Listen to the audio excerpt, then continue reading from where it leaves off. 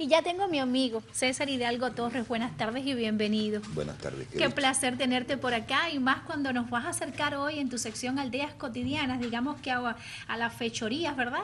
De un connotado estafador internacional y que nació en Tacajó, en la provincia de Holguín. ¿De quién se trata?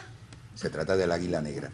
Pero antes de hablarte del Águila Negra, quiero hablarte del periodista que consiguió el libro y el hecho de cómo tuvo la información es casi una novela. Porque hay un libro. Hay un libro, el libro del Águila Negra, de Ángel Quintana.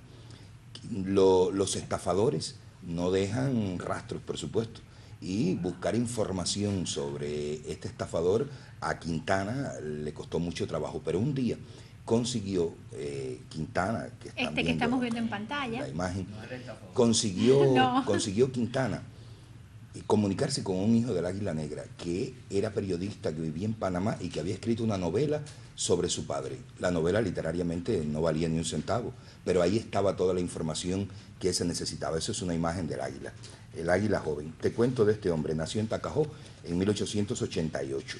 Se fue a Caimanera siendo un niño y los soldados americanos le daban dólares falsos y él los cambiaba en los establecimientos comerciales de aquel lugar.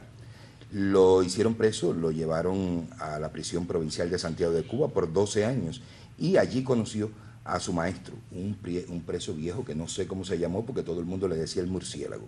Y oye, qué fechorías inventaron estos dos.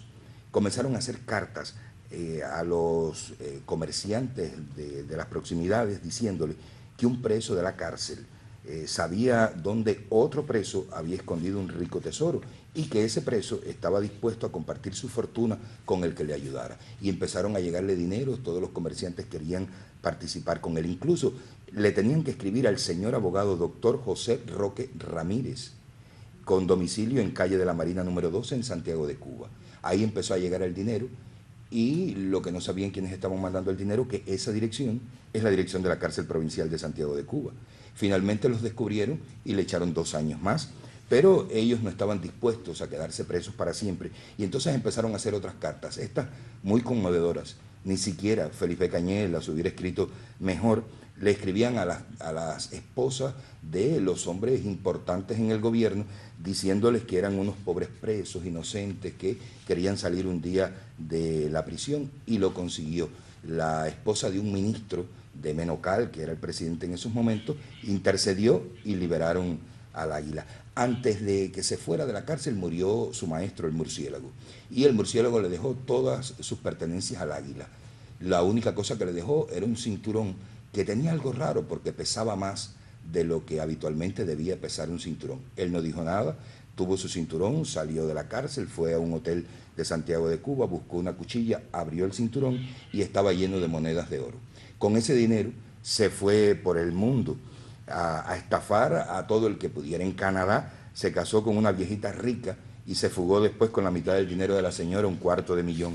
En Argentina compró caballos de pura sangre, toros de raza, los mandó para su finca experimental en México y dijo que cuando llegara la carga pagaba, pero él se fugó antes. En Haití se hizo pasar por un diplomático mexicano interesado en comprar grandes cantidades de café, mandó el café para México, pero él se marchó también. Y en 1940 el águila regresa a Cuba y estafa a quien era un estafador mayor que él, al jefe de la policía del gobierno de Batista, José Eleuterio Peraza. Solo que Peraza, estafador connotado y con todas las fuerzas, lo llevó a la prisión.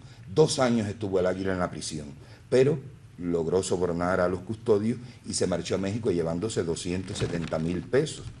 Estando en México, el jefe de la policía de Cuba pidió al gobierno que lo extraditaron y llegó a Cuba otra vez el 5 de agosto de 1944. Estuvo preso hasta 1953, cuando el golpe de estado de Batista lo indultó, el águila se marchó a México, donde ya se tranquilizó con la enorme fortuna que tenía. En 1967, de un derrame cerebral, cuando tenía 80 años, falleció que es sin lugar a dudas uno de los más connotados estafadores. Era de apellido Roque, ¿no? Sí, Roque. Ese era su apellido. pero que a veces uno tiene miedo de decir el nombre, porque este hombre, además del Águila Negra, tuvo infinidad de nombres. Cada vez que se casaba con una millonaria se cambiaba el nombre. Cuando aparecía como cónsul, pues decía otro nombre, y al final a ti te Pero queda su la acta duda. de nacimiento en Tacajoa, Sí. ¿qué nombre aparece? Sí, es Roque de apellido. Roque de apellido, José. Bueno, el libro que hizo Ediciones Holguín, porque fue Ediciones Holguín quien publicó el libro de Quintana, ¿verdad? Sí, y un libro que se ha hecho ya en 2 ediciones. En 2 ediciones. Y que 10 minutos después de su presentación, el libro ya no está más. José Es uno Roque de los Quintana libros. Ramírez. José Roque Creo que Quintana si la Ramírez. memoria no nos traiciona. Yo estaba tratando de de recordar recordarlo, también el nombre. yo también, aquí estábamos El libro ni esforzándonos. vayan a las librerías a Porque ya comprarlo no porque está. no hay, tienen que ir a una biblioteca, A la quizás. biblioteca. O en libros raros y valiosos, en libros de uso, pero es un libro además donde hay muchas historias. El periodista Quintana es sin lugar a dudas de esa tradición de periodistas contadores Es de un la historia. cronista. Para mí, los contemporáneos más importantes, Quintana y María Julia Guerra. Así mismo, gracias mi amor, gracias por estar acá con nosotros y hablarnos de este personaje. Forma también parte, a muchos nos dará pena, ¿no? Sí. Vergüenza, saber que existieron y existen también por el mundo personas así, pero es bueno también conocer. Esa también es la historia, es que la historia no historia. está hecha solo de los grandes y hermosos hechos, sino de estos más oscuros. Cómo no, gracias por estar con nosotros y buen provecho. Te espero dentro de 15 días. Sí, vengo.